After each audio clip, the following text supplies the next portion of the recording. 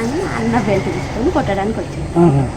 నా షాపుని కొట్టకురా, నేను కొట్టినా కొట్టుకుంటా, పెట్టినా పెట్టుకుంటా, నా షాపు మీద నువ్వు చెయ్యొద్దు అనేసి దొబ్బాడు. దొబ్బినా కూడా ఆగలేదు అన్న, మనోజ్ అని ఆగలేదు. దానివల్ల ప్రశాంత్ దెబ్బ కొట్టిండు. అన్న సార్ ఏంటంటే కొట్టొద్దు నా షాపు, నేను భయం పెట్టుకుంటా, కొట్టకురా అన్నాడు. ఇద్దరు దానివల్ల ఇక ఆ షాప్ గురించి ఏదంతా గొడవ, తండ్రి కొడుకుని నెట్టుకున్నారు. అసలు దెబ్బలు నాకు తెలిసి దెబ్బలు తగ్గలేదు, ట్రై చేసుకున్నారు. దెబ్బలు తగినంత ఇది ఏం పాత ఉన్నాయి, అది ఇది ఒకటేసారి. అన్నదమ్ములకు మంచి గద్దలు ఉన్నాయి.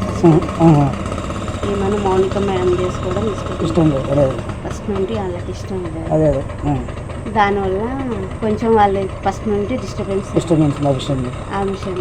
ఎవరికో బాబు ఉన్నాడు, ఆల్రెడీ బాబు ఉన్నాడు కాబట్టి వాళ్ళకి ఇష్టం లేదు. ఇంకా దానివల్ల అది జాబు వల్లనే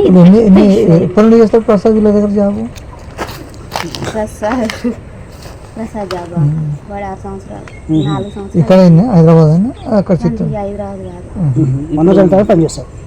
సార్ దగ్గర. ఇప్పుడు ఇంట్లో ఎవరెవరు ఉన్నారు? మనోజ్ నుండి మౌనిక ముందు అమ్ముంది, ముగ్గురు. సార్ లేడా? మార్నింగ్ మేడం వచ్చి ప్రసన్న మేడం వచ్చింది కదా,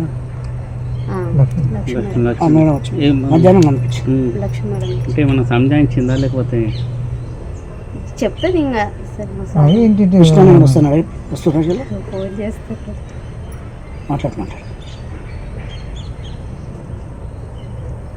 అన్న నా ఫోన్ అందరి ఫోన్ హ్యాండ్ ఓవర్ చేసుకున్నాడు, కానీ నా మీద నమ్మకం ఎక్కువ. నా ఫోన్ ఒక్కటే హ్యాండ్ ఓవర్ చేసుకున్నాడు.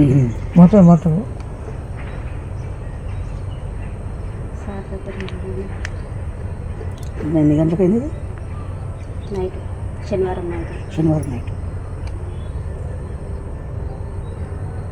అంతేనా? ఇక్కడ ఇంకా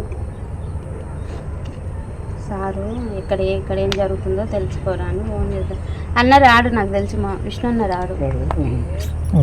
కానీ ఈయన భయం ఏంటంటే, విష్ణు అన్న ఏంటంటే సారు మీద చెయ్యి వేసిన ఎవరన్నా ఏమన్నా అన్న ఒప్పుకోడు. ప్రాణం, తండ్రి కొడుకు పెద్ద కొడుకు చెయ్యేసిండు. అందుకని డాడీని ముట్టుకుంటావా అని కోపం ఉంటుంది అన్నకు, అంతే తప్ప. మొన్న వచ్చారు, టపాకాయలు కాల్చారు, పాపకు 1,00,000 రూపాయలు చేతిలో పెట్టాడు, మంచిగా ఉన్నారు. మనోజ్ పాప